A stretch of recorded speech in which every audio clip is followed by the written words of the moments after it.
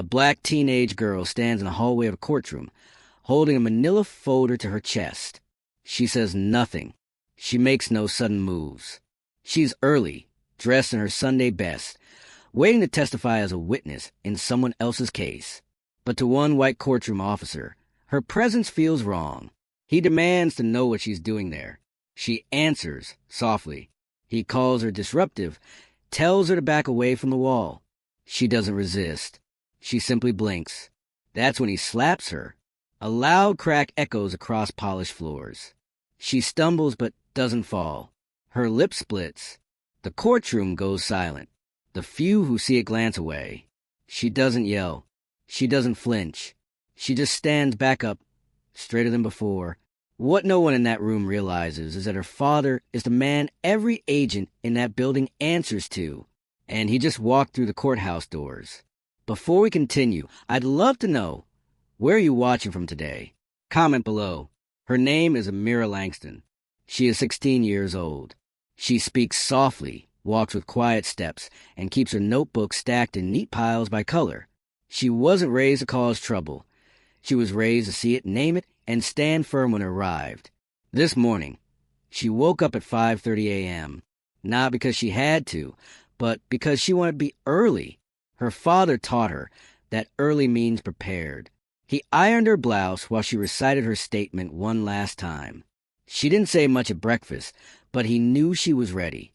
Today, she is here as a witness, not a defendant, not a suspect, not someone who got caught in the wrong place at the wrong time.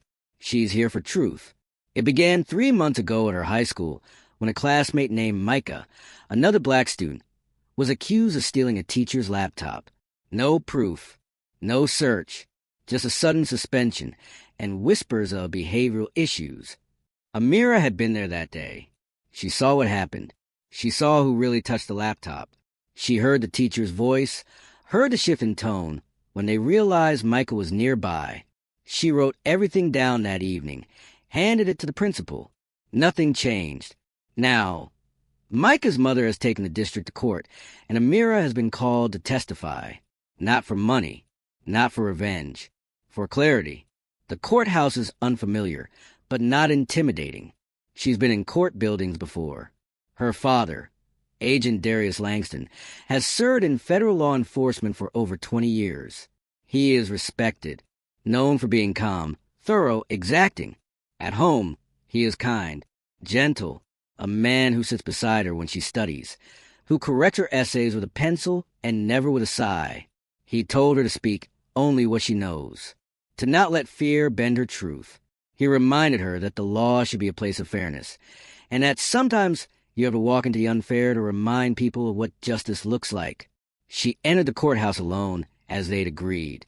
She checked in, was told to wait near Courtroom 3C. She did exactly that, stood silently, folder in hand, not touching her phone, not even leaning on the wall. But the tension was there from the start. People stared. A white court clerk walked past and glanced at her badge. A woman asked if she was lost. Someone muttered something about parents these days. Amira said nothing. Her father always said, "Let their words reveal who they are. Yours will show who you are." The bailiff, Officer Kellen, watched her from the corner. He didn't ask her name, just walked up and told her to keep it moving. She explained calmly that she was a witness waiting to be called. He narrowed his eyes, asked again. She repeated herself. His tone turned sharp, aggressive, like he thought she was lying, like she didn't belong. She stood still, not defiant, just unshaken. And that's when everything began to tip. Officer Kellen didn't like the way she looked at him. Not that Amira said anything. Not that she glared or rolled her eyes or made a scene. She simply held his gaze without shrinking. That was enough. He stepped closer, loomed. "You here for your boyfriend's hearing?" he muttered low, with a smirk. Amira didn't answer. She'd already said what she was here for. Twice. Clearly. Calmly. The officer's voice rose slightly. "You deaf or just stubborn?" People were beginning to notice now. A few attorneys, a couple clerks, even a man sitting on the bench across the hall. But no one said a word. "I'm a witness," Amira said, her voice soft but steady. "I've been instructed to wait here." "You don't tell me what you've been instructed," he snapped. "You answer when asked, you move when told." She shifted her weight, still not flinching, still trying to keep her breathing slow. Her father had told her how these moments work. They build like a slow fire, burning just beneath the surface until someone throws gasoline on it. "The trick," he said, "is to never be the one holding the match." The officer looked her over slowly, from her pressed blouse to the edges of her hairline. He made a face. "You show up in that," he scoffed. "Not exactly courtroom ready." Amira blinked. "Once. I'm dressed appropriately," she said quietly. He laughed, mean and sharp. "Girl, you ain't in Sunday school. This is a court of law. You want people to take you seriously. Maybe start with fixing that nest on your head." She didn't respond. She didn't touch her hair. She didn't lower her gaze. But that silence, that composed, still silence, set something off in him, as if her refusal to react felt like a challenge. A young black girl, unbothered. That was the real offense. He leaned in. "You people always think the rules don't apply. Always got an attitude. Always got a reason you're the victim." The air felt tight. The hallway, once echoing with shuffling feet and murmured voices, seemed to freeze. She took one half step back, just enough to recenter herself, just enough to create space.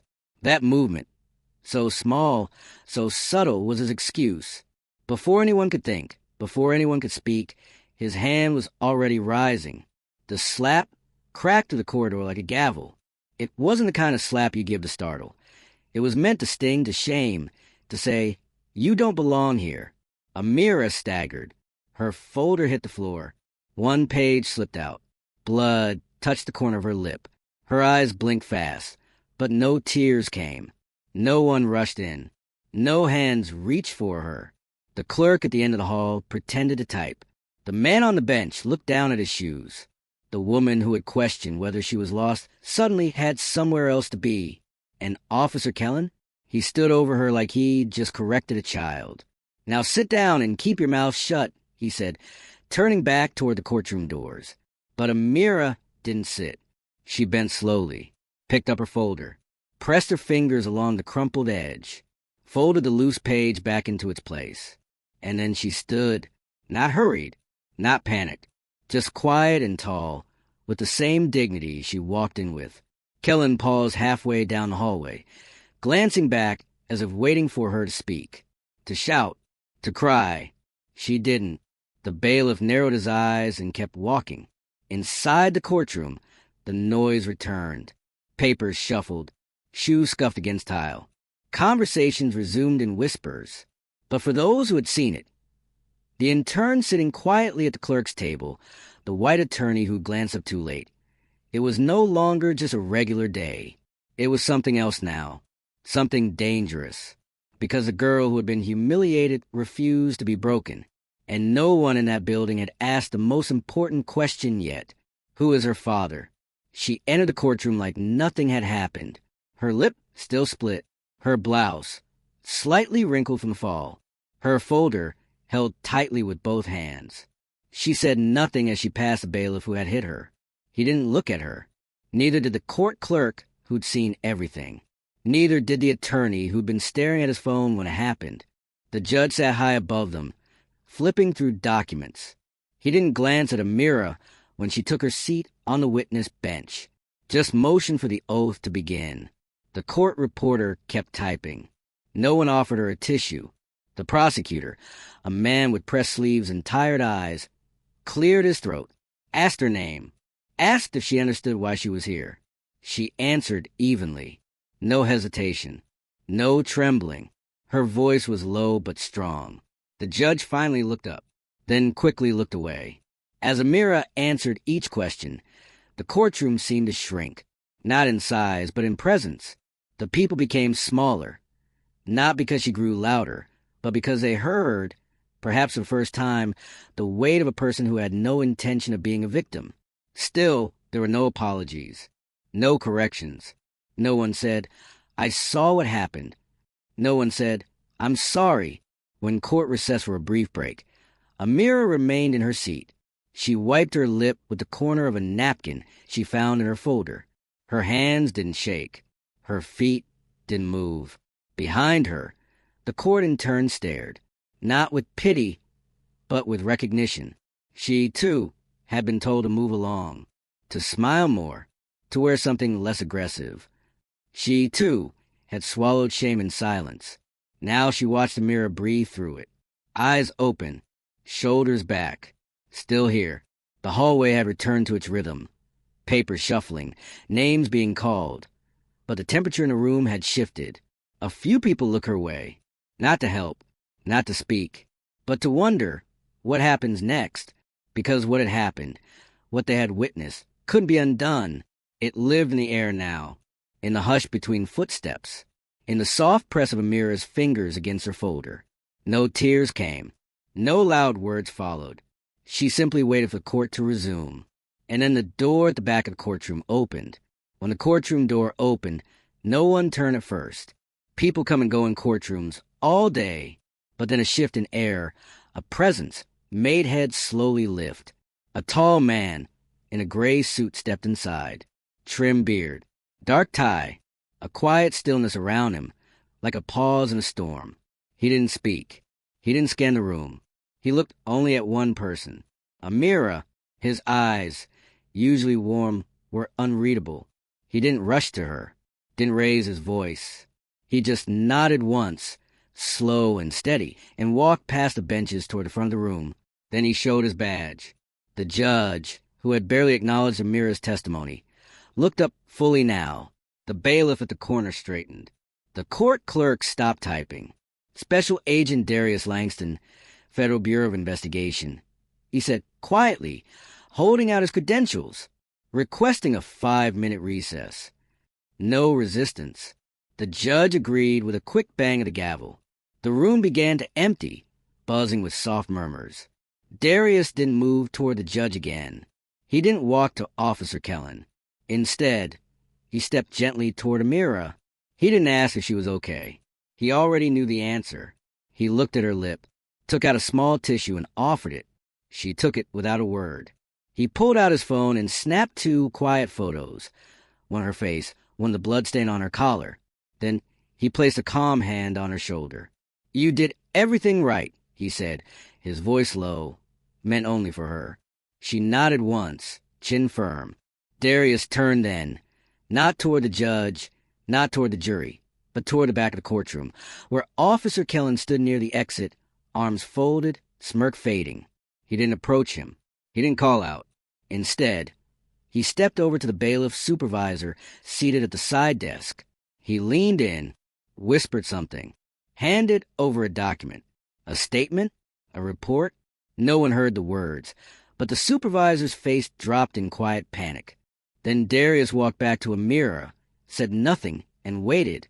And slowly, one by one, the rest of the courtroom started seeing it. The girl they ignored had someone watching. The man they didn't recognize was not just a father. He was the one Officer Kellen would eventually answer to. The balance had shifted, not with noise, not with revenge, with presence. As people trickled back into the courtroom, the tone had changed. The prosecutor stood straighter. The judge cleared his throat more often. Officer Kellen had disappeared. Amira returned to the witness stand, still bleeding, still silent. But this time, every eye was on her, not because she had been hit, but because she had stayed standing. Have you ever been misjudged because of how you look or how you carry yourself? Share your story in the comments. We're listening. The next morning, the courthouse was no longer quiet. News traveled quickly, first in whispers, then in headlines. FBI agent's daughter assaulted by court officer. It spread through the city, then to national feeds. But inside the building, the truth landed heavier than the coverage, because people had been there. People had watched, and they had done nothing. Officer Kellen didn't return to work that day, or the next. He was placed on administrative leave pending investigation. Surveillance footage from the courthouse hallway was pulled within hours of Darius Langston's request. It showed exactly what Amira said it would. No resisting, no yelling, just a girl waiting. and a man deciding she didn't belong. By noon, the chief of court security issued a public statement. There is no tolerance for misconduct of any kind, especially when it endangers minors or witnesses.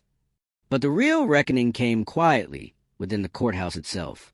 The clerk who had ignored Amira brought her a formal apology on department letterhead. It was typed, official, and full of legal language. But at the bottom, in small script, someone had written, "I should have spoken." I saw it all. The young court intern found her after court that week. She didn't say much, just handed Amira a bottle of water, a folded note, and a quiet nod. The note read, "You weren't alone. You made it safer for the rest of us." Behind the scenes, Darius moved with precision. He filed reports, scheduled interviews, requested that the Department of Justice review procedures for witness protection and bailiff conduct across all federal courthouses. He didn't yell. He didn't campaign. He just moved the machine, slowly, legally, completely. The judge who had watched it all from the bench received a complaint for judicial negligence. It would not be his first. But this time, it came from inside the Department of Justice. In court, Amira was asked to continue her testimony. She did. Her words were careful, but not cold. Her memory exact. She described the day Micah was accused, how the teacher had misplaced their laptop during lunch, how a white student had picked it up, then walked away, how Micah had arrived later and was immediately called to the office. She told the court exactly what she saw, and when the defense attorney tried to shake her, tried to question her reliability after the incident, she didn't flinch. "I came to tell the truth," she said, looking directly at him. That hasn't changed. A silence fell over the courtroom that no one dared fill. Later, when she stepped down from the stand, she passed rows of people who had once looked through her. They didn't look through her now. They looked at her, some with shame, some with something closer to awe. Outside, a local journalist waited. He had first come to cover a simple school case. Now he had something deeper. He ran a story not just about the slap, but about what it meant, the assumptions, the silence, the systems that allowed it. He named no minors. He praised no agency. He wrote only this: a courtroom is where truth lives. It should not be where dignity goes to die. By the end of the week, 3 more witnesses came forward in unrelated cases, reporting harassment by courthouse staff. All had stayed silent before. Not anymore. Amira didn't read the news. She had homework to finish, but her father saw it all. And he knew the scales had shifted, not in one sweeping blow, but in the quiet courage of a girl who never raised her voice. Justice didn't arrive in one day. It came in small, deliberate steps. 2 weeks after the incident, Officer Kellen was formally charged with assault and misconduct. The footage left no room for excuses. His union tried to defend him, called it a miscommunication. But even the judge who once looked away now refused to shield him. He was escorted out of the courthouse by federal marshals. No fanfare, no final word, just silence and closed doors. Amira didn't attend his hearing. She had already said what she needed to say, in public, in court, and with her stillness. Her father asked if she wanted to watch the process unfold. She said no. "I want to live, not linger." The court issued new policies within the month.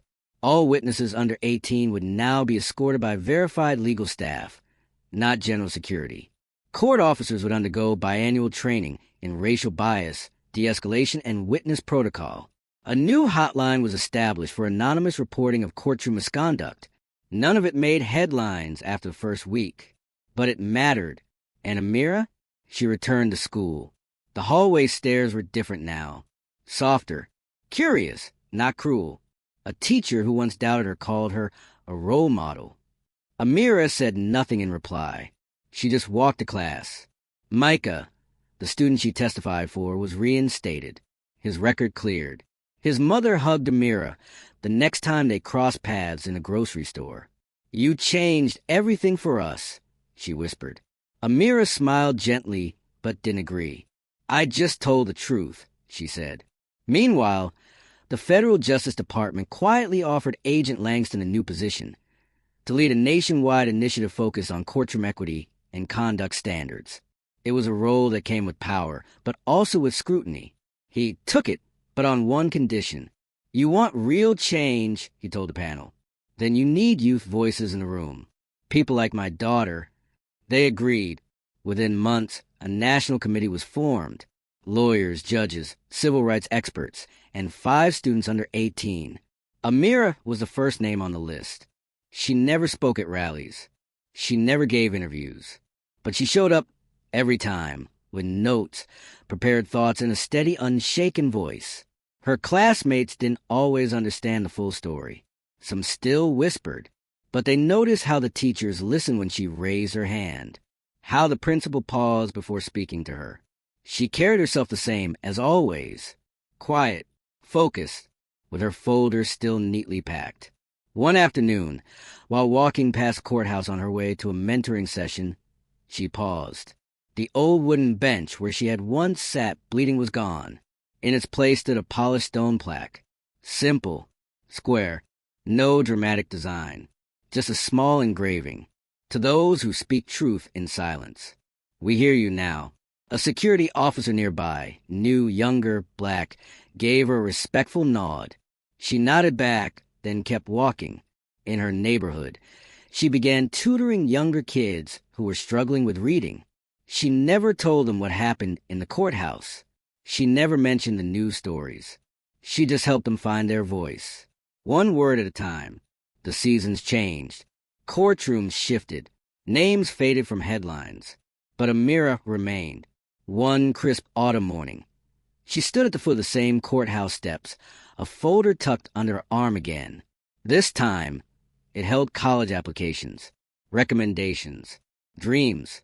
She didn't hesitate as she entered. No glances over her shoulder. No tightening in her chest.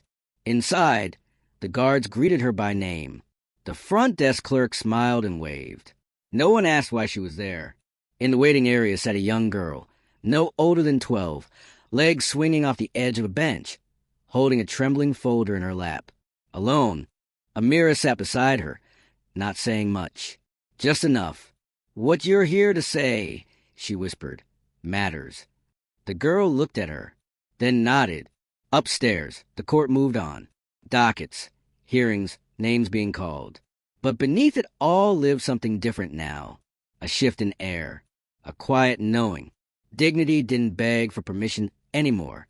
It walked into the front door, head held high. Amira never became a lawyer, never wore the robe or carried a gavel. But she changed the system anyway. Not by force, by staying, by standing, by being unmovable when it mattered most.